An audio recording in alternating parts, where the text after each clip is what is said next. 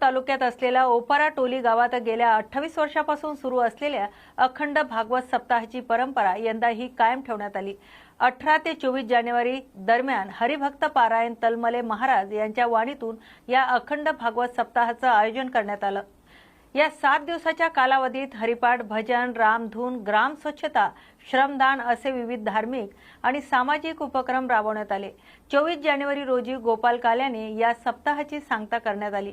यावेळी ग्रामस्थ, भाविक आणि परिसरातील नागरिक मोठ्या संख्येने उपस्थित होते। भागवत सप्ताहाच्या माध्यमातून समाजात एकोपा, समन्वय आणि ग्रामविकासाचा संदेश देण्यात आल्याने आयोजकांनी सांगितले। दरवर्षीप्रमाणे यंदाही भाविकांची मोठी गर्दी पाहायला मिळाली आणि भक्तिमय वातावरणात या धार्मिक उपक्रमाची सांगता झाली। या बातमीचा आढावा घेतलाय भंडारा येथून प्रकाश नागतोडे यांनी।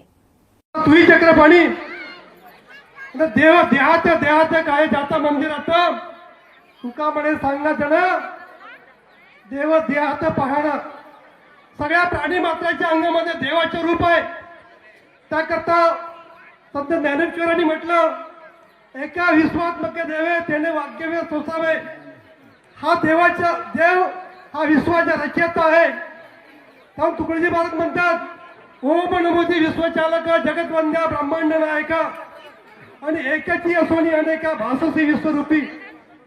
हा देवाचे रूप हा प्रत्येकाला जसा विद्युतचा करंट प्रत्येकाच्या लाईट मध्ये येतो त्याप्रमाणे देवाचे रूप आहे। आणि ते जाणून घेण्याकरता, त्याची महती करण्याकरता आपण दरवर्षी 28 वर्षापासून या संत महात्म्याचे आपण ऐकतो। तुमच्या प्रति भाऊनी म्हटलं की दरवर्षी 7 दिवस का बरं भागवत कला करायची? 7 दिवस याकरता हे उजळणी आहे की वर्षभर आपण काम करत कष्ट करत राहतो। प्रत्यक्षात जे काही 7 दिवसामध्ये सांगितले जाते कधी विसरतो आणि त्याची उजळणी करण्याकरता दरवर्षी आपण 7 दिवस या सत्संगाच्या माध्यमातून आपण संतांचे ब्रह्मज्ञान ऐकून घेतो। याकरता या कार्याची फार गरज आहे। तुकडोजी महाराज म्हणतात की खर तर